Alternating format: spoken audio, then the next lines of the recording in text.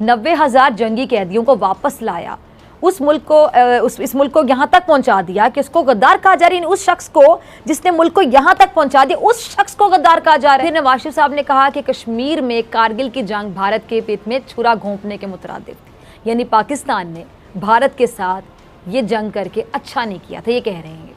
और यही नहीं, नून लीग के कायद इस पर भारत से शर्मिंदा भी हैं और भारत से माफ़ी भी मांगते हैं। अगर हमने इंडिया का मुकाबला करना है, इतनी बड़ा मुल्क है और जो अभी हालात हो गए हैं, आप खुद तो कह रहे हैं कि इंडिया अफगानिस्तान में कंट्रोल चाहता है, वहाँ फॉरेन इन्वेस्टमेंट आ रही है। हमारे यहाँ कोई बाहर का मुल्क ही नहीं आ रहा, कोई पैसा नहीं लेके आ रहा। भारत किए 40 टन का एक और 40 टन का एक, 2 कंसाइनमेंट वो लेकर आए, जिनमें 122 mm की जो कैनन बुलेट्स हैं वो उन्होंने फराहम किए अफगान हुकूमत को, तालिबान के खिलाफ कि इनसे लड़ो।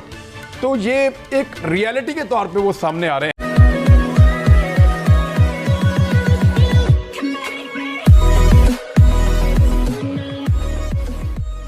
नमस्कार दोस्तों, अब यहाँ पर हम सबको पता है कि 1971 में क्या हुआ था। 90,000 93,000 जो पाकिस्तानी थे सैनिक जो थे, उन्होंने सरेंडर किया था। एक न्याजी वाली सिचुएशन आप सबको पता होगी। और कई बार बांग्लादेश या फिर कहे कि दूसरे मुस्लिम कंट्रीज़ के जो प्रेसिडेंट या फिर प्राइम मिनिस्टर आते हैं और उनके साथ जब हमारा फ़ोटो शूट होता है तो डेफिनेटली हम बैकग्राउंड में वो इमेज रखते हैं, मतलब वो सरेंडर वाली।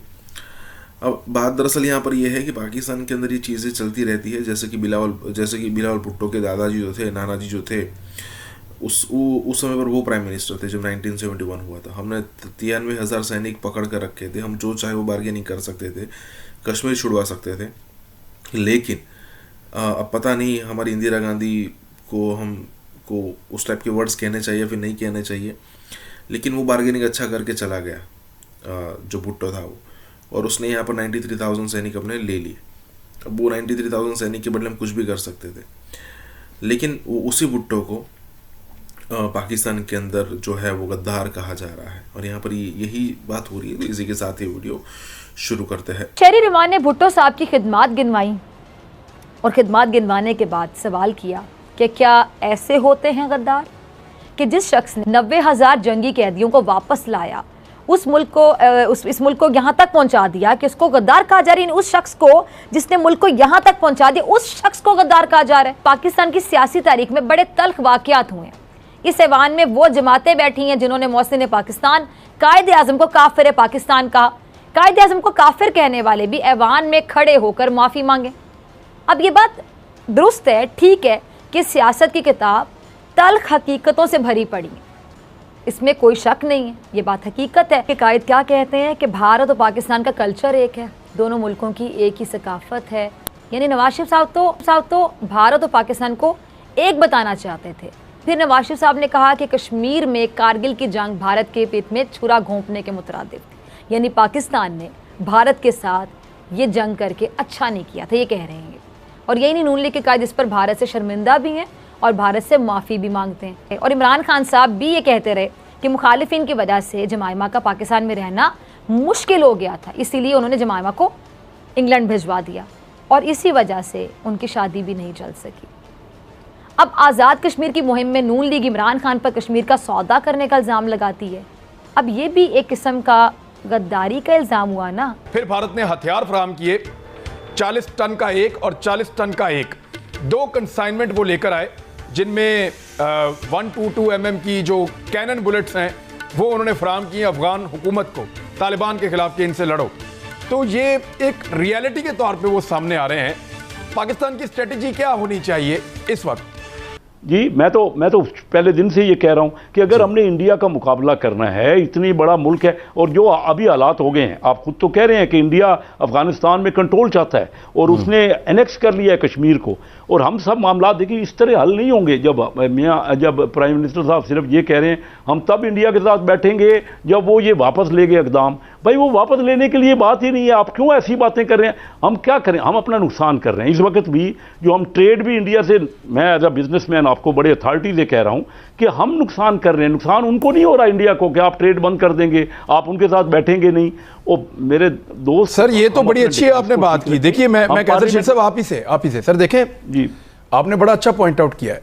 हमारी जब भी पार्लियामेंट के अंदर डिबेट होती है कश्मीर को या भारत को लेकर, तो हर एक लीडर एक जज्बाती तकरीर करता है, ये कर देंगे वो कर देंगे, और अपनी तारीख और सुनहरी तारीख मोहम्मद बिन कासिम से लेकर और वो यहाँ तक आते हैं और बात ख़त्म। लेकिन इसके ऊपर तो डिस्कशन ही नहीं हुआ कि भारत के साथ बात करनी चाहिए या नहीं करनी चाहिए। अब इस वक्त डीलिंग कैसी होनी चाहिए, आप बताइए ना। पाकिस्तान को किस जगह पे आगे बढ़ना है, किस जगह। कश्मीर पे 2 दफा डिबेट्स हुई, दोनों दफा किसी ने ये जो आप बात कर रहे हैं बड़ी सेन बात है कि हमें कैसे एंगेज करना है, स्ट्रेटेजी के ऊपर तो दोनों दफा किसी ने बात नहीं की, सब जज्बाती तकरीरें करके निकल गए, बात ही नहीं की। आप मैं बिल्कुल एग्री करता हूं आपकी बात से। देखिए बात ये है कि अगर हम वो हमें टेलीफोन करते नहीं है प्राइम मिनिस्टर साहब। पहले 2 बार उनके प्राइम मिनिस्टर यहाँ आए तो उसको भी हम तनकीद कर रहे हैं। अगर हम बैठेंगे नहीं, मुझे बता दीजिए किसी के पास कोई हल है? ये बात कर लेना बहुत अच्छा है कि हम ये कर देंगे वो कर देंगे। देखना ये है कि वो मुल्क तो बदस्तूर आगे बढ़े, वहाँ फॉरेन इन्वेस्टमेंट आ रही है। हमारे यहाँ कोई बाहर का मुल्क ही नहीं आ रहा, कोई पैसा नहीं लेके आ रहा। आप अपनी इकानमी को, क्या आपने लोगों को उनका ख्याल नहीं हमने करना? हमने बिल्कुल अपने मुल्क के मफाद में सोचना है। और मैं ये नहीं कहता, हम डायलॉग आपस में पहले पार्लियामेंट का मुश्तरका तौर पे दिमाग जो है, ये आप दुरुस्त कह रहे हैं कि स्ट्रेटजी यहाँ डिस्कस होने चाहिए। लेकिन सर मैं अर्ज करूं, सर जब आप लोग बैठेंगे ना, जब आप लोग बैठेंगे तो हुकूमत ये कहेगी कि मोदी का यार नवाज शरीफ है, साड़ी उनके घर आई थी, आम इन्होंने भेजे थे, नवाज शरीफ की 89 की सालगिरह पे मोदी घर आया था मुबारकबाद देने, ये कहेंगे, वो आपको ताने देंगे। आप यहां से बात शुरू करेंगे कि जनाब अमेरिका गया था इमरान खान, ये अमेरिका को सौदा करके कश्मीर का, तो ये वापस आ गए हैं। यानी ये तो आपकी डिबेट होगी। ठीक कह रहे, आपने बात करनी इस पे है, आपने उस पे बात नहीं करनी कि पाकिस्तान को क्या करना चाहिए। नहीं, आप दुरुस्त कह रहे हैं। मेरा भी यही कहना है कि जब तक हम बैठ के सही मुल्क के मफाद में मुश्तरका तौर पर, देखिए डिफेंस एक जब भी हुआ, जो इंडिया ने जो हमारे यहाँ वो पिछले दिनों जो किया, जो इनिशिएटिव लिया उन्होंने एस्केलेशन की, तो हमने मिल के पार्लियामेंट में सब फैसला किया। फिर वहाँ पे कुछ पॉलिटिकल पार्टीज इल्ज़ामात लगा रही हैं पाकिस्तान की एस्टेब्लिशमेंट पे, पाकिस्तान के इदारों पे। जब पाकिस्तान के इदारों को वहाँ पे खड़ा होकर मुतनाज़ किया जाता है एक ऐसे रीजन में जो पहले ही वहाँ पे तनाज़ात हैं, जिनका अपना एक मुतनाज़ा बहुत बड़ा मसला है आलमी सतह पे, तो उसका कोई फ़ायदा नहीं होता। बहुत सारे लोग इस तरफ निशानदेही कर रहे हैं, लेकिन पॉलिटिकल पार्टीज़ को इस वक्त सिर्फ इलेक्शन जीत रहा है। एक दूसरे को गद्दार कहा जा रहा है, एक दूसरे के ऊपर अटैक किया जा रहा है, एक दूसरे को निशाना बनाया जा रहा है। क्या आपको ये सारी जो सूरत मैंने बयान की है, अब कहाँ खड़े हैं? रखिए, आप पार्टीजन तो है नहीं, आपका एक ट्रेंड हो सकता है, माइंड हो सकता है, इस तरफ हो सकता है, उस तरफ हो सकता है, लेकिन जहाँ हम अब खड़े हैं यहाँ, इस तो क्या करें? एक आम शहरी के तौर पर मुझे आपसे पूछना चाहता हूँ। देखिए, आज से तकरीबन 1 साल पहले मैंने बहुत तफसील से लिखना शुरू किया था कि 2 मुल्क ऐसे हैं कि जिनके अंदर डिस्टेबिलिटी आएगी। एक यूक्रेन है और दूसरा पाकिस्तान है,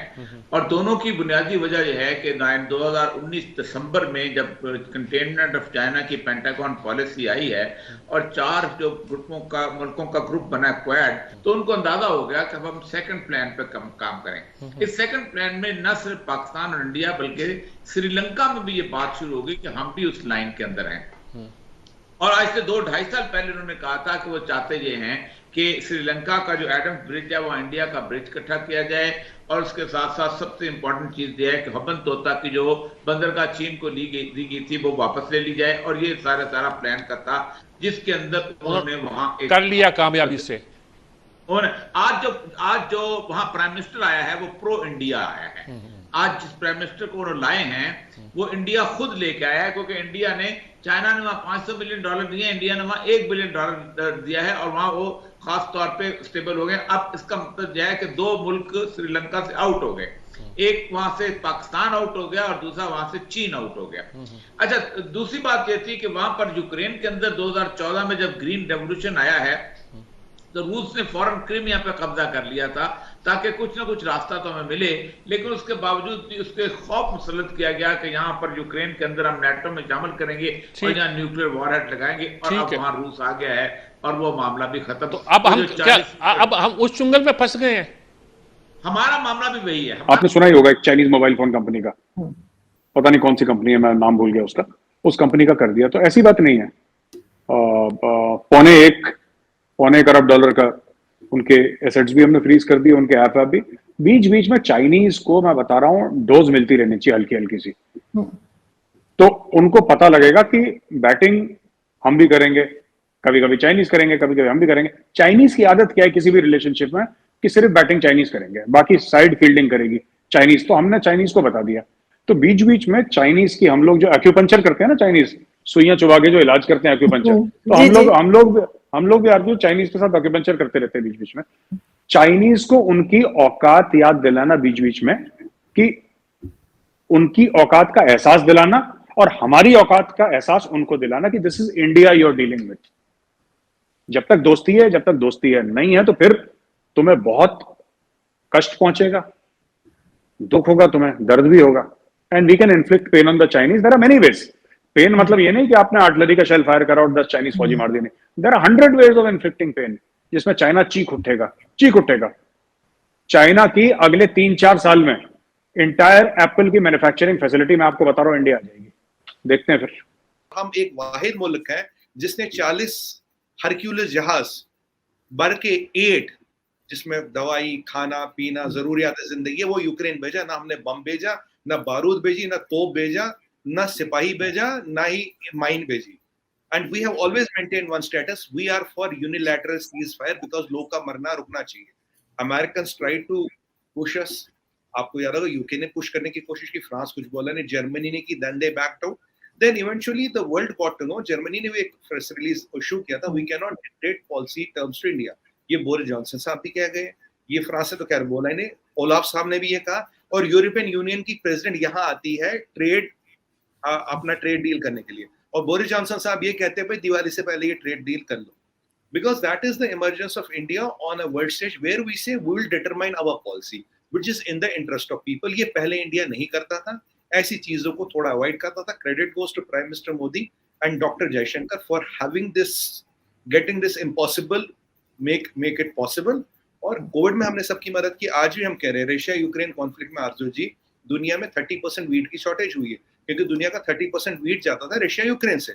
हमने बोला जितनी भी वीट की शॉर्टेज है हम देने को तैयार है, जो पैसे दे सकता है दो, जो नहीं दे सकता will give free of cost. HCQ का पैसे नहीं लिया, वैक्सीन का पैसा नहीं लिया, फूड एंड एड का पैसा नहीं लिया।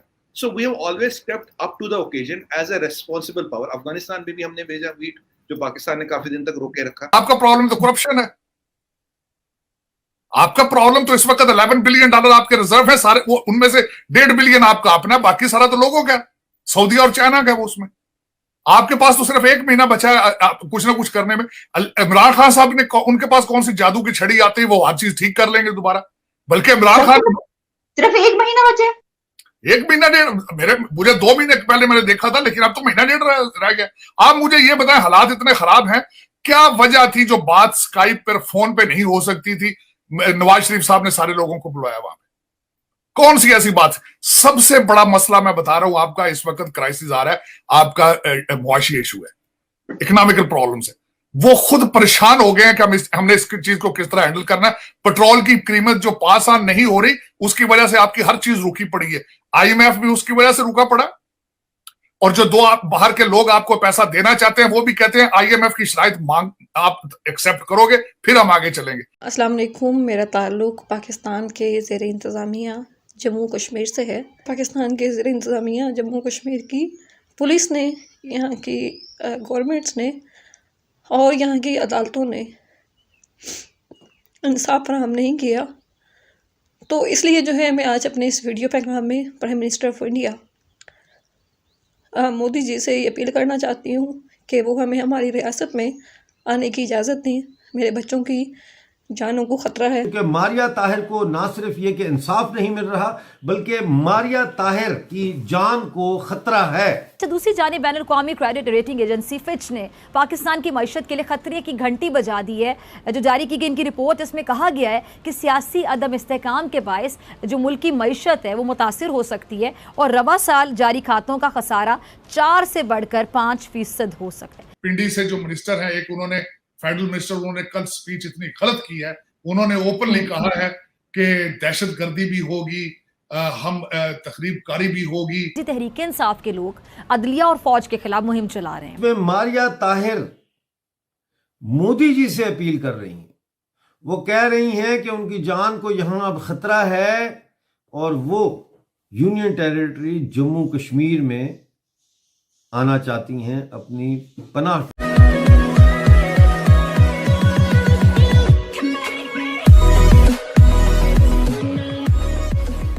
नमस्कार दोस्तों, पीओके से पाकिस्तान ऑक्यूपाइड कश्मीर से कई बार ऐसे वीडियोज़ आ चुकी है कि जो कहते हैं कि भाई हमें इंडिया के साथ मिलना है। अब देखिए, पहले सोशल मीडिया नहीं था तो जो इंडिया के पास जो कश्मीर है उसके बारे में पीओके के लोग जान नहीं पाते थे। लेकिन जब से सोशल मीडिया ने तेज़ी पकड़ी और उसके बाद जब इंडिया ने अच्छा खासा डेवलपमेंट करना शुरू किया है हमारे कश्मीर का, तो उसके बाद हुआ ये है कि पीओके में रहने वाले हर लोग को, हर किसी को पता है कि भाई कितना डेवलपमेंट वहाँ पर हो रहा है, कैसे कैसे राइट्स उनको मिल रहे हैं वहाँ पर, कितनी बेसिक सुविधाएं उनको मिल रही है, कितने पैसे मिल रहे हैं और क्या क्या चीज़ें हैं, या फिर कहे कि जो वहाँ पर जीने के लिए जो चाहिए वो मिल रहा है कि नहीं मिल रहा है। और अगर वही कंपैरिजन वो खुद के साथ भी करेंगे कि क्या हमने पाकिस्तान के साथ रहकर हमने आखिरकार क्या पाया, और यही चीज़ है जो है वो पाकिस्तानी को मजबूर करती है इस टाइप के वीडियो बनाने के लिए कि भाई जल्दी से आप पीओके पर कब्जा कर लो जिससे हम एक अच्छा जीवन जी पाए। यही बात हो रही है यहाँ पर। तो इसी के साथ ही वीडियो शुरू करते हैं। मेरा ताल्लुक़ पाकिस्तान के ज़ेर इंतज़ामिया जम्मू कश्मीर से है। मेरा केस गैंग रेप, ब्लैकमेलिंग और अगवा तवान का है। मैं पिछले 7 सालों से इंसाफ के लिए दर बदर की ठोकरें खाने पे मजबूर हूँ।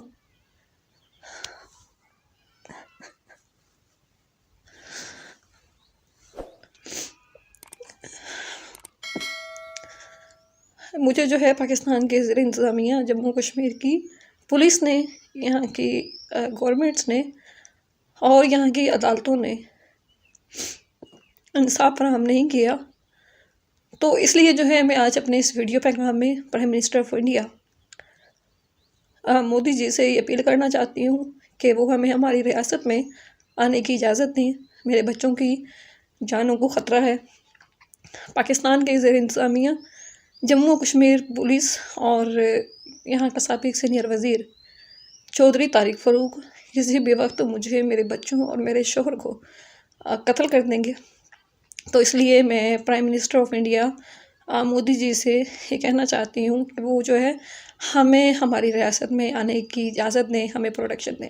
मारिया ताहिर मोदी जी से अपील कर रही हैं। वो कह रही हैं कि उनकी जान को यहाँ अब खतरा है और वो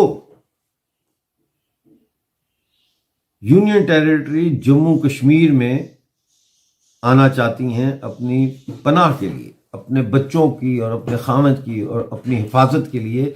वो उस यूनियन टेरिटरी में जाना चाह रही हैं जिस यूनियन टेरिटरी के बारे में पाकिस्तान इतना नेगेटिव प्रोपेगेंडा करता है कि वहां भारत जुल्म कर रहा है, भारत रेप कर रहा है, भारतीय सेना के लोग रेप कर रहे हैं महिलाओं को, पता नहीं क्या गंद भला वो बोलते हैं। उस यूनियन टेरिटरी में वो औरत पनाह लेने के लिए तैयार है। एक मुसलमान महिला है, नौजवान है, 4 छोटे छोटे बच्चों की मां है, हर रोज सुबह उनको तैयार करके स्कूल भेजती है। तो मेरा अब यह सवाल है, पहला सवाल तो यह है कि ये कोई पहला वाकया नहीं है जहां हमारे पीओजे के लोगों ने मोदी सरकार को पुकारा हो डेस्परेशन में। वसीम मलिक ने पुकारा था और लोगों ने पुकारा, और अब मारिया ताहिर ने आपको जिस तरह अर्ज किया है कि जब जिसके हाथ में भी हुकूमत की मशीनरी होती है इलेक्शन वही जीतता है, ये इनको पता है और वहां से ये नुकसान उठाएंगे। और मेरे ख्याल में ये पीटीआई जो जिस रवश पे चल पड़ी है, 2-3 खतरनाक जो नारे लगा रहे हैं, एक तो बाजवा साहब के खिलाफ गलत नारे, अमेरिका के खिलाफ गलत नारे, लोगों को गद्दार कहा जा रहा है, इस्लाम का कार्ड उठाया जा रहा है। मैं हैरान हूं इस बात पे जिनकी आप बात कर रहे हैं। पिंडी से जो मिनिस्टर है, एक उन्होंने फेडरल मिनिस्टर, उन्होंने कल स्पीच इतनी गलत की है कि अगर कोई भी और करता वो इस तरह की तकरीर तो वो पिछले दौर में उठा लिया जाता था, उसको मौसम बेग बना दिया जाता था।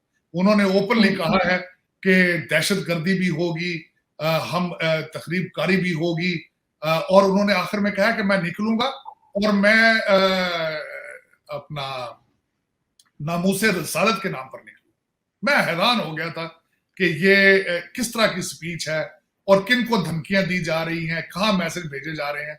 लेकिन अफसोस के साथ है कि ये लाडले थे, इनको बड़ा कौम ने भी बर्दाश्त किया, इदारों ने भी बड़ा बर्दाश्त किया, लेकिन अब मेरे ख्याल में अगर इनका प्रॉपर टाइम पर चेक एंड बैलेंस ना किया गया तो पाकिस्तान का फ्यूचर जो है वो गलत होगा, गलत रवश पे जा रहा है। 1.5 साल में जो ज़िमनी इलेक्शन हुए उसमें पीटीआई का क्या हशर हुआ वो सबके सामने है। नैब न्याजी गठजोड़ के जरिए मुखालिफिन के खिलाफ झूठे मुकदमात बनाए गए। इमरान खान ने पूरे मुल्क में मरासले की कहानी का ड्रामा रचाया। इमरान खान ने अदम एतमाद से पहले इत्तेहादियों से मुलाकात की, लेकिन उन्होंने किसी इत्तेहादी से भी उस खत का जिक्र नहीं किया। इमरान खान मुल्क और इदारों को तबाह करना चाहते हैं। उन्होंने मुल्क की जड़ों को खोखला करना शुरू कर दिया। जी इंपोर्टेड हुकूमत तहरीक इंसाफ की थी जिसको यहूदियों की तरफ से पैसा आता था। अच्छा, मुत्तहदा हुकूमत तश्कील हो चुकी है और अब शहबाज शरीफ अपनी काबीना बनाने भी जा रहे हैं और वजीर खारिजा के तौर पर बिलावल का नाम लिया जा रहा है। अच्छा, दूसरी जानिब बैनुल अक़वामी क्रेडिट रेटिंग एजेंसी फिच ने पाकिस्तान की मईशत के लिए खतरे की घंटी बजा दी है। जो जारी की गई इनकी रिपोर्ट, इसमें कहा गया है कि सियासी अदम इस्तेहकाम के बायस जो मुल्क की मईशत है वो मुतासिर हो सकती है और रवा साल जारी खातों का खसारा 4 से बढ़कर 5% हो सकता है। इस सब शहबाज शरीफ ने मुआशी माहिरीन को हंगामी बुनियादों पर सिफारिशात की तैयारी का हुक्म दिया है और नेशनल इकनॉमिक काउंसिल भी बना दी है। तो इस हुकूमत के लिए आपका क्या मशवरा है? मौजूदा हालात में कौन से ऐसे इकदाम हैं जिसको फौरी करने की ज़रूरत है? देखिए, थैंक यू वेरी मच, आपने मौका दिया। देखिए, बात यह है कि जिस तरीके से मतलब फ्रेजिलिटी के साथ मतलब ये कम्बिनेशन है बहुत सारी पार्टीज का और जिस टाइमिंग में ये आए हैं, तो मैं नहीं समझता कि शहबाज शरीफ साहब कोई ऐसा कदम उठा सकते हैं जो पाकिस्तान की मईशत को मजबूत बुनियादों पर खड़ा कर सके। और जिस पोजीशन में पाकिस्तान की मईशत आज है, ये उसमें जो आपको मेजर चाहिए सही करने के लिए वो बिल्कुल गैर मकबूल होंगे, वो अनपॉपुलर मेजर्स होंगे। इखलाकियात उसूलों की धज्जियां उड़ा दी, सामने नहीं रखा उसूलों को, इखलाकियात को, सिर्फ डॉलर देखे, पैसा देखा। ट्रेड इज कि जिधर हमारे पे प्रेशर तो आता है हम सकम कर जाते हैं। कारगिल में तो भागे भागे गए अमेरिका को, जुलाई में गए और नेशनल हॉलिडे में क्लिंटन को पकड़े और कहा खुदा के लिए बचाओ। सऊदी अरेबिया लगभग 30 बिलियन डॉलर 30 बिलियन डॉलर जो है ना वो खर्च करने वाला है। कहां पे? आईपीएल में। ट्रेड इज कि जिधर हमारे पे प्रेशर तो आता है हम सकम कर जाते हैं। कारगिल में तो भागे भागे गए अमेरिका को, जुलाई में गए और नेशनल हॉलिडे में क्लिंटन को पकड़े और कहा खुदा के लिए बचाओ। ये इतना बड़ा स्पोर्ट्स में इन्वेस्टमेंट भारत में नहीं आया और अगर ये हो जाता है तो ये सबसे बड़ा इन्वेस्टमेंट स्पोर्ट्स में होगा। सच कहते हैं कि बाप बड़ा ना भैया, सबसे बड़ा रुपया। अब इशू आपका जो है वो बुनियादी तौर पे ये है कि आप तरक्की के अंदर इंडिया से पीछे रह गए। मानते नहीं आप, हम नहीं मानते। इकोनॉमी के अंदर हम बहुत पीछे रह गए, हम नहीं मानते। भारत का बोर्ड तकरीबन एक साल में $500 मिलियन कमाता है। आप क्या चाहते हैं, अफगानिस्तान जीते या पाकिस्तान? अफगानिस्तान या फिर अफगानिस्तान जा। तो इंडिया से क्यों आ गए? तुम्हारा मुल्क भी इंडिया है, तो इंडिया से क्यों आ गया? आ गया। तो इंडिया भी जाओ। हम ये भी नहीं मानते कि कश्मीर जो है वो बाय फोर्स हम हासिल नहीं कर सकते, नहीं मानते हम। जो आईपीएल की फ्रेंचाइजेज हैं, उन्होंने कुछ सम फ्रेंचाइजेज जिन्होंने एक अच्छा hefty amount of almost 5 million pounds India global league में जा चुका है। तो ये भी वजह, और उन्होंने हमें जानबूझ के अलहदा करने की, आइसोलेट करने की हर लम्हे कोशिश की है। क्या ऑप्शंस हैं इम्तियाज गुल साहब? पाकिस्तान के पास कोई ऑप्शन नहीं है कि हमारे अपने मुल्क के अंदर जो कश्मीर है ना, हमें उसको बचाना चाहिए। वैसे भी अगर भारत को नाराज कर दिया जाता तो सोचे ना, फिर इन गैर मुल्की खिलाड़ियों का रोजगार छीन जाना था। अच्छी बात यह है कि भाई सऊदी अरब में अगर आईपीएल हुआ, सऊदी अरब पैसे लगाएगी, भाई स्टेडियम बनेगा। इस वक्त असल में बीसीसीआई जो भारत का क्रिकेट बोर्ड है वो अनोखा लाडला है और उसके सामने सिर्फ पाकिस्तान का क्रिकेट बोर्ड नहीं और रीजनल एशियन अदारा और बैनुल अक़वामी अदारा दोनों बेबस हैं।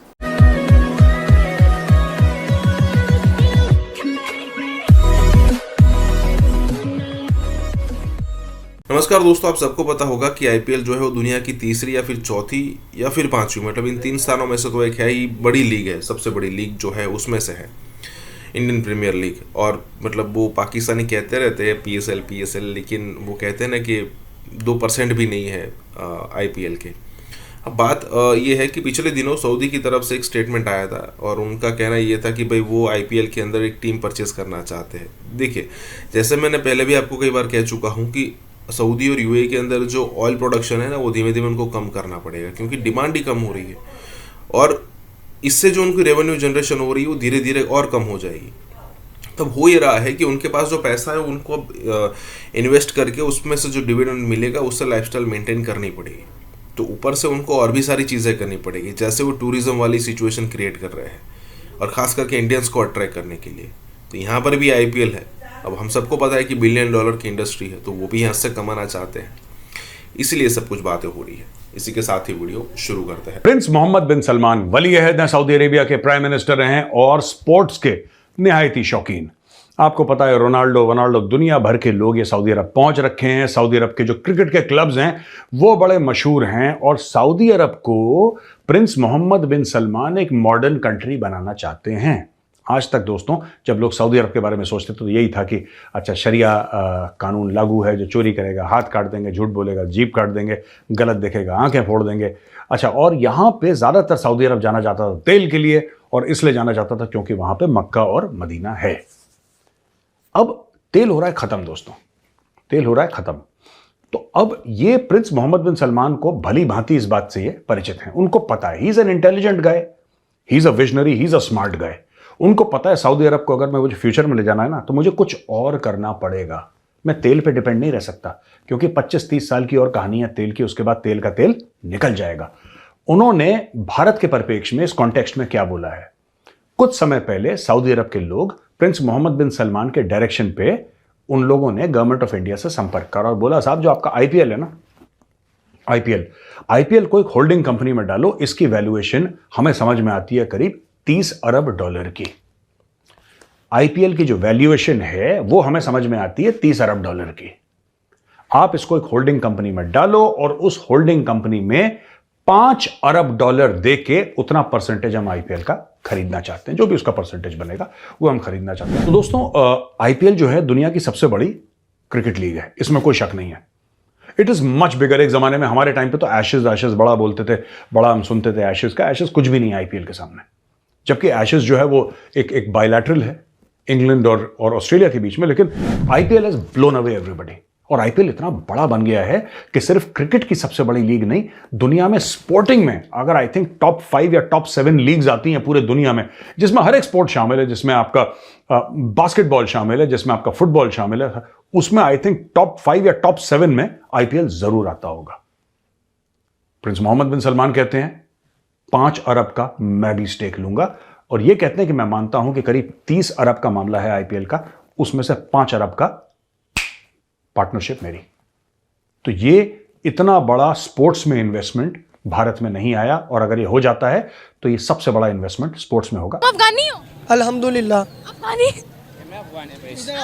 इन्होंने बोला था अफगानिस्तान के साथ मैच फिक्स है, बताइए इनको जरा। वो जीत आ जाते हैं, अफगानिस्तान भी सिर्फ जीत आ जाते हैं। भाई अफगानिस्तान में मुल्क है यार अपना, हम तो क्यों नहीं आते? देख रहा अफगानी है यार, क्या बात कर रहा है तू यार? देख रहेगा सिर्फ जीतेगा अफगानिस्तान, जीते। सिर्फ हमारी दुश्मनी है इसराइल से, चीर के रख देंगे। जे भारत जीत गया फिर तुसी की करोगे? तो कोई बात नहीं, फिर क्या है? क्या बात है, जीता गया पाकिस्तान से, इंशाल्लाह दोबारा भी हम जीता जाते हैं। आप क्या चाहते हैं, अफगानिस्तान जीते या पाकिस्तान? अफगानिस्तान। मैं खुद अफगानिस्तान भी मेरा मुल्क है, वो मेरा इलाका। आया फिर अफगानिस्तान जा। तो इंडिया से क्यों आ गया? तुम्हारा मुल्क भी इंडिया है, तू इंडिया से क्यों आ गया? इंडिया भी जाओ, मैं अल्लाह से मांग लेगा, तू भगवान से मांग लो, जाओ भगवान से मान लो। क्यों तुम्हारा बाप भी अफगानिस्तान का भी है, भगवान से उमर लगा देगा, भगवान से मांगवाएगा। आपने उन्हें क्यों बोला कि इंडिया जाओ?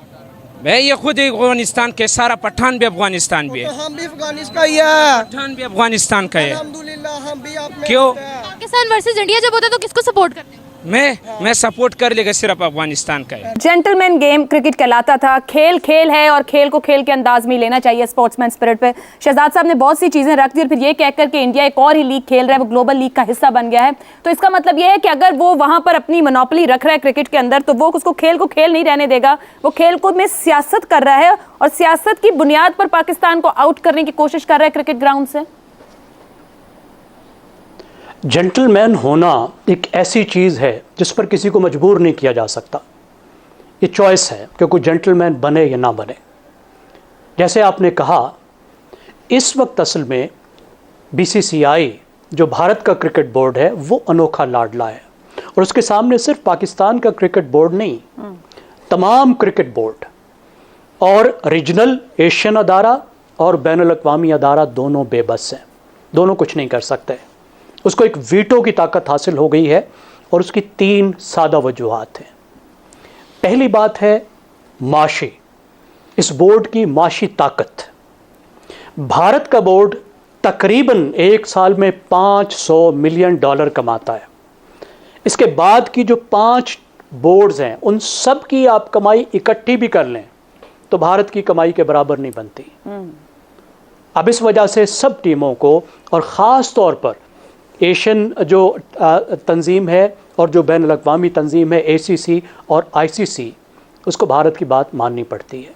और उसकी एक वजह है कि भारत का इतना बड़ा होना, वहाँ पे क्रिकेट देखने वाले 1 अरब से ज़्यादा हैं, 1.25 अरब है। उसकी वजह से देखने वालों से जो आमदनी होती है और फिर ख़ास तौर पर मीडिया के ज़रिए से जो आमदनी होती है, वो इतनी बड़ी आमदनी है कि उसको मिस करना कोई अफोर्ड नहीं कर सकता। दूसरी बात, भारत की सियासी ताकत, भारत का इन्फ्लुएंस जिसका चौधरी साहब ने जिक्र किया। जैसे जैसे भारत की मईशत बढ़ी है उसका सफारती वज़न बढ़ा है, और भारत उस सफारती वज़न को हर जगह इस्तेमाल करता है, कहीं नहीं हिचकिचाता।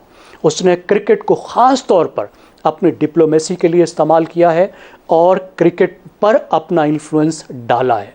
ये उसका एक डिप्लोमेसी का, सॉफ्ट पावर का एक टूल है जिसको वो इस्तेमाल करने से बिल्कुल नहीं हिचकिचाता। तीसरी बात, भारत के खिलाड़ी। भारत के पास दुनिया के बेहतरीन खिलाड़ी मौजूद हैं, एक बहुत अच्छी टीम है, और कोई ये अफोर्ड नहीं कर सकता कि भारत वॉकआउट कर जाए, भारत ना आए, किसी टूर्नामेंट में भारत के खिलाड़ी ना आए। अब ये इतने बड़े फैक्टर्स हैं कि जिसकी वजह से भारत को, भारत की क्रिकेट की तंजीम को वो वीटो पार हासिल हो गया है, और वो ताकत आ गई है कि वो धमकी देकर अपनी बात मनवा लेता है। ऑस्ट्रेलिया प्राइम मिनिस्टर, उन्होंने ये कहा, और ये बड़ी इंपॉर्टेंट चीज़ है, उन्होंने कहा कि हर चीज़ का जो आंसर है अबाउट चाइना वो इंडिया है। Australia is requiring for or asking for India's help to replace China। ये एक बड़ी अहम डेवलपमेंट है, और इसमें जो इंडिया जो है वो दुनिया की, जो चाइना की जो ग्लोबल सप्लाई चेन का जो सब्स्टिट्यूट है वो इंडिया है। स्कॉट मॉरिसन हो या सुगा साहब हो जो इस वक्त जापान के इस वक्त के वजीर आजम हैं, और जो अमेरिकन हैं, they are all relying on India. क्यों इंडिया में इतनी इन्वेस्टमेंट लाइनें लगी हुई हैं, हमारे यहाँ क्यों नहीं आ रही? हम अपना माहौल ऐसा बनाएं बिजनेस का। हमारे अपने बिजनेसमैन जो पाकिस्तानी बाहर रहते हैं, या हमारे अपने बिजनेसमैन, उनको तो वैसे बंदे को तो आप नोटिस भेज।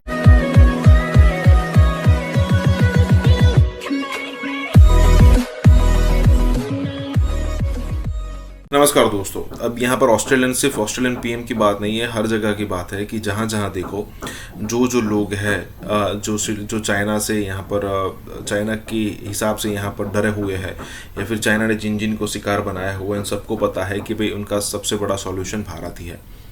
देखिए, श्रीलंका को उसने जो है वो फंसाया पहले पैसा देकर, फिर हम्बनटोटा जो पोर्ट है उसको बचा लिया 99 ईयर्स के लिए। फिर जब इसके बाद श्रीलंका डिफॉल्ट हुआ, तब अगर आप देखो तो सिचुएशन ये हो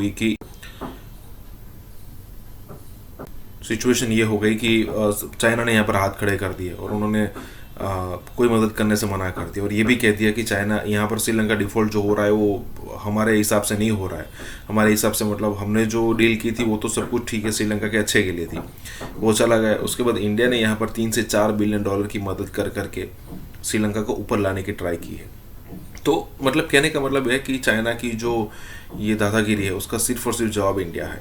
इसी के साथ ही वीडियो शुरू करते हैं। मालाबार नेवल एक्सरसाइजेस हैं, ये हो रही हैं 26 अगस्त से लेके 29 जो है वो ऑन द कोस्ट ऑफ गॉम जो है उसके ऊपर, और जिसमें ऑब्वियसली जो क्वाड कंट्रीज हैं जिसमें इंडिया, यूएस, ऑस्ट्रेलिया और जापान जो है वो पार्टिसिपेट कर रहे हैं। That is known as 25th edition of the Malabar exercises. और इसमें यह है कि जो ऑस्ट्रेलिया है उसके बारे में ये कहा जा रहा है कि Australia is requiring for or asking for India's help to replace China. ये एक बड़ी अहम डेवलपमेंट है और इसमें जो एक चाइना का ऑल्टरनेट चाहता है, तो क्या India has that potential and capability? क्योंकि इस वक्त अगर देखें तो चाइना और ऑस्ट्रेलिया का जो एक समझ लें कि जो टू वे ट्रेडिंग पार्टनर है चाइना और ऑस्ट्रेलिया, दैट इज अमाउंट वो कोई तकरीबन दैट इज $250 बिलियन के करीब ये है, $250 बिलियन के करीब है, जो कि बाय द वे 2020 में ये जो बायलैटरल जो ट्रेडिंग है ये कम हुई है, 3% कम हुई है। ये इसमें ये एक बड़ी इम्पोर्टेंट चीज़ है।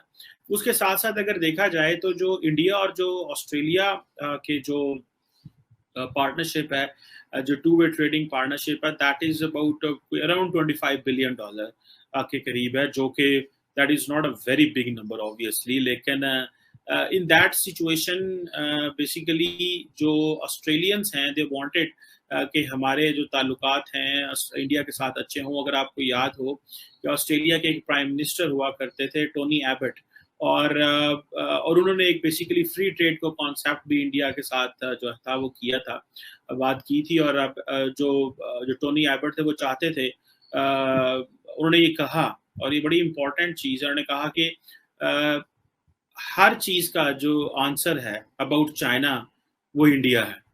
These were very big words of the former Australian, ज़ाहिर बात है स्कॉट मॉरिसन है जो ऑस्ट्रेलिया के प्राइम मिनिस्टर हैं, लेकिन वो कहा करते थे कि जो चाइना के बारे में हर क्वेश्चन का जो जवाब है वो इंडिया है। जिस तरह वो बात है ना कि जी जो ट्रेड है वो भी that is about economics, politics, की सारी चीज़ें जो हैं दे गो साइड बाय साइड।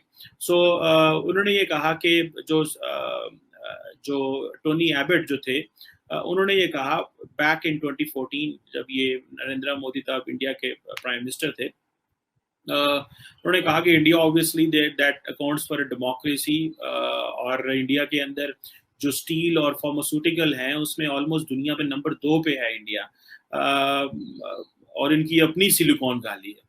सो वो ये जो इंडिया चाइना जो सॉरी ऑस्ट्रेलिया के प्राइम मिनिस्टर टोनी एबट जो थे वो कहा करते थे, और उन्होंने ये कहा कि जो इंडिया जो है वो दुनिया की जो चाइना की जो ग्लोबल सप्लाई चेन का जो सब्स्टिट्यूट है वो इंडिया है।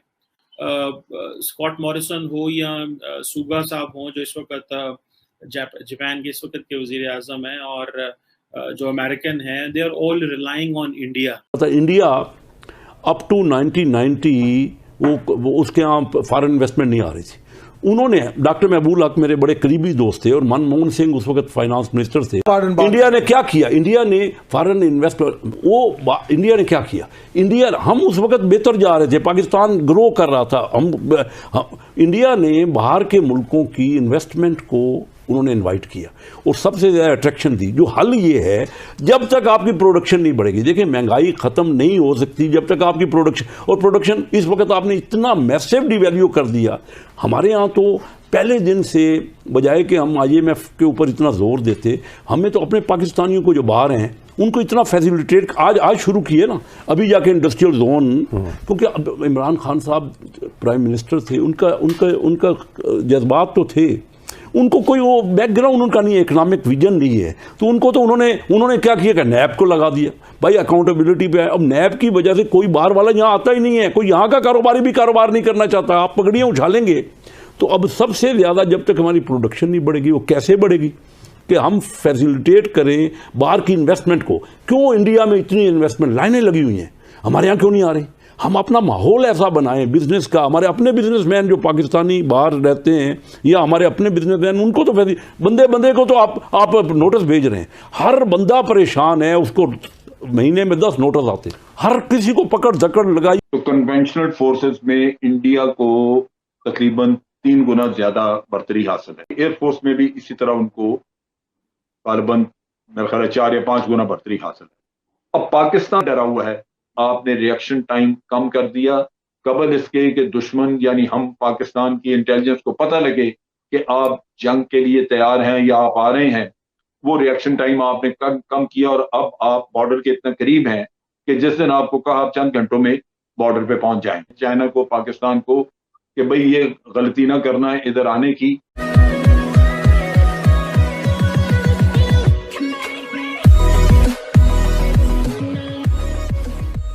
नमस्कार दोस्तों, अब सबको पता है, किसी भी बंदे को अगर थोड़ा भी समझ है तो उसको पता होगा कि भाई पाकिस्तान से इंडियन आर्मी बहुत बड़ी है।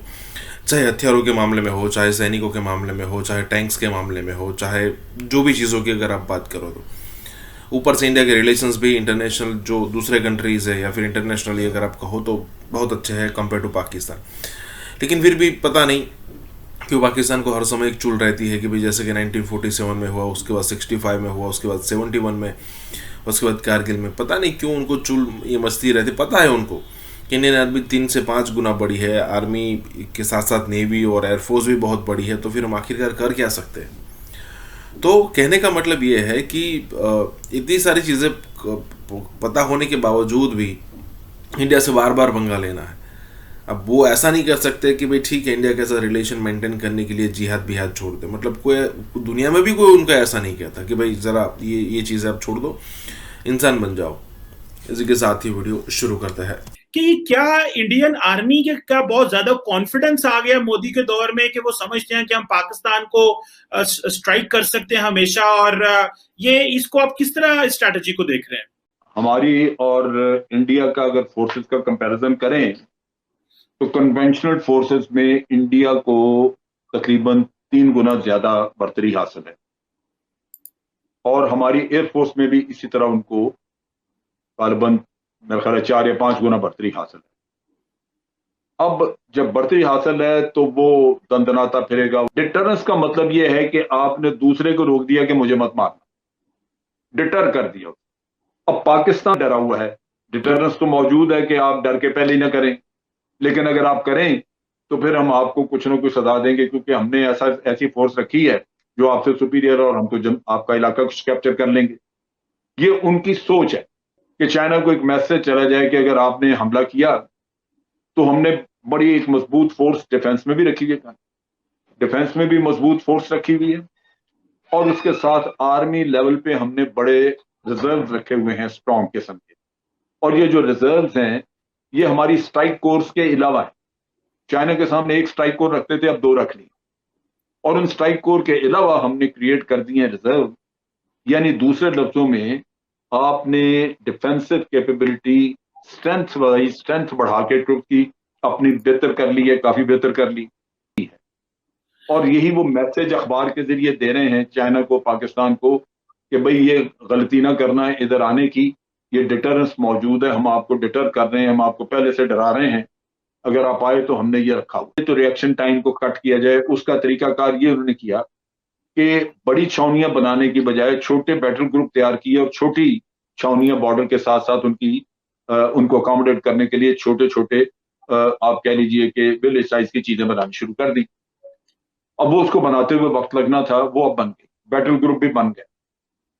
ये कोल्ड स्टार्ट का पहला कंपोनेंट है कि आपने रिएक्शन टाइम कम कर दिया, कबल इसके कि दुश्मन यानी हम पाकिस्तान की इंटेलिजेंस को पता लगे कि आप जंग के लिए तैयार हैं या आप आ रहे हैं। वो रिएक्शन टाइम आपने कम किया, और अब आप बॉर्डर के इतने करीब हैं कि जिस दिन आपको कहा आप चंद घंटों में बॉर्डर पे पहुंच जाएं।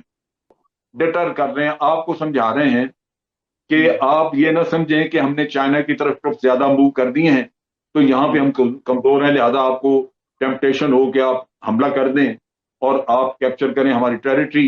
ये आप नहीं कर सकेंगे, क्योंकि हमने ये आपके लिए एक डिटरेंस तैयार कर दिया, आपको डिटर करने के लिए, आपको रोकने के लिए। मैं देख रहा था कि जो इंडियन डिफेंस मिनिस्टर है राजनाथ सिंह, उन्होंने कहा कि हम तकरीबन 120 बिलियन डॉलर मिलिट्री मॉडर्नाइजेशन पे लगा रहे हैं अगले 7 से 8 साल में। आपसे ये बात पूछनी थी, अभी रिसेंटली ये थोड़े दिन हुए हैं, ये कह रहे हैं जी कि हमें इसराइल से 4 हेरोन टीपी ड्रोन्स ले रहे हैं लीज के ऊपर, जिसमें वो ये कह रहे हैं कि ये जो चारों के चारों ड्रोन है ये नॉन वेपनाइज्ड है, लेकिन ये वेपनाइज्ड, ये हम लाइन ऑफ एक्चुअल कंट्रोल को मॉनिटर करने के लिए। जबकि मैंने ये चेक किया सर कि ये इनके पास पहले भी ये हेरोन ड्रोन्स मौजूद हैं तकरीबन 90 के करीब, जो कि ये इस्तेमाल कर रहे हैं। तो ये क्या गारंटी है कि ये चाइना के लिए इन्होंने रखे हुए हैं, लेकिन ये तो सर एलओसी के ऊपर भी या हमारे इंटरनेशनल बॉर्डर पे भी लगाएंगे ये ड्रोन्स। तो ये, और वैसे ये कह रहे हैं नॉन वेपनाइज्ड है, लेकिन यकीन किया जा सकता है सर? नहीं, इनकी बात पे कतन कोई यकीन नहीं किया जा सकता, लेकिन एक आप चीज ध्यान में रखें, जहां तक एयर पावर का ताल्लुक है, हवाई जहाज हों, ये हेलीकॉप्टर्स हैं, ड्रोन्स हैं, इनके कहने को आप कह सकते हैं कि जी चाइना के अगेंस्ट मैंने इतने रखे हैं, फलां के, क्योंकि वो एयरफील्ड जो हैं वो उस तरफ बनी हुई हैं, चाइना की साइड पे कुछ बनी हुई है, कुछ इधर बनी है, तो आप कह सकते हैं कि मैंने जी वहां 100 जहाज उधर रखा है, 50 इधर रखे हैं। लेकिन ये इतनी जबरदस्त मोबिलिटी है कि आप चंद घंटों में इसको तब्दील कर सकते हैं सिचुएशन। द मोमेंट आपको अगर ये ज़हन में आया कि नहीं चाइना पे कुछ नहीं होता, तो इन फ्यू आवर्स आप सारा कुछ उस साइड से उठा के तो पाकिस्तान के अगेंस्ट ला सकते हैं। ये कहना कि जनाब आपके अगेंस्ट ये इतना और उधर इतना और ड्रोन आपके खिलाफ इस्तेमाल होंगे या नहीं होंगे, ये we have to take into account, क्योंकि ड्रोन को शिफ्ट करते कितनी देर लगती। तो इस वजह से ये तो पाकिस्तान को, ये पाकिस्तान आर्मी को ये सारी चीजें जो है अकाउंट फॉर करनी चाहिए। सवाल करना चाहता हूँ, ये जो रिसेंटली क्योंकि कश्मीर का जिक्र हुआ है, तो ये जो पाकिस्तान में सवाल चल रहा है कि हम जो है वो 370 तो खैर है उसको हम इग्नोर कर देते हैं, लेकिन 35A को इग्नोर नहीं करते। So what do you make out of it? आप इसको समझते हैं क्या ये हम एक पॉजिटिव जेस्चर दे रहे हैं इंडिया को, या कि ये हमारे कोई पॉलिसी शिफ्ट है? आप इसको कैसे देखते हैं? देखिए 370 वो एक रियासत का उसको स्टेटस मिला हुआ था, और कुछ उनको सब्जेक्ट से जिनमें के कश्मीरियों को या कश्मीर की जो असेंबली होती थी वो खुद लेजिस्लेशन करती थी, सेंटर या जो फेडरल गवर्नमेंट थी वो नहीं करती। अब वो तो उसको एक मसला बन गया कि भाई इन्होंने वो खत्म किया, अब असेंबली नहीं रही, लेकिन कश्मीर वहीं का वहीं है, इंटरनेशनल स्टेटस उसका वही है, वो चेंज नहीं हुआ। कश्मीर वो लाख कहते हैं कि जी हमने इसको यूनियन टेरिटरी बना दिया, फलां कर दिया, लेकिन इंटरनेशनल या सिक्योरिटी काउंसिल की जब तक रेजोल्यूशंस मौजूद हैं, आलमी कुव्वतें या पूरी दुनिया उसको कभी भी वो तस्लीम नहीं करेगी कि ये यूनियन टेरिटरी का मतलब ये कि अब खत्म हो गया, पाकिस्तान का क्लेम ही नहीं रहा, ये तो नहीं।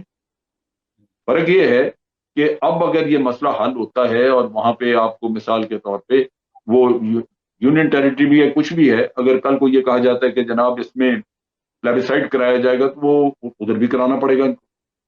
फर्क जो पड़ता है वो आर्टिकल 35A जो है उसके जरिए इन्होंने सिटीजनशिप जो है वो चेंज करनी शुरू की और इंडिया से लोगों को सिटीजनशिप देनी शुरू कर दी। अब जब सिटीजनशिप बने, उसकी आबादी का हिसाब किताब हो, तनासब बने, तो एक वक्त आ सकता है जब ये कहें कि जनाब अब यहाँ पे 60% हिंदू हैं और 40% मुसलमान, क्योंकि उसका तनासब हिंदू ला के तो आपने बदल दिया। अच्छा, अब इसमें जो उन्होंने कानून जिस तरह का बनाया है उसमें ये लोग सारे जिनको सिटीजनशिप दे रहे हैं, ये जरूरी नहीं है कि कश्मीर में आकर रहें। वो सिटीजनशिप की वजह से उनको वोटिंग राइट मिल गया, जबकि वो हो सकता है कोई केरला में रहता हो, कोई कहीं और रहता हो, सिर्फ इसलिए कि पिछले 70 सालों में उसने यहाँ पे 5 साल नौकरी की है या 10 साल जो भी इन्होंने रखी है उसकी मुद्दत, तो वो नौकरी करके चला गया, उसने क्लेम किया, उसको शरीयत मिल गई।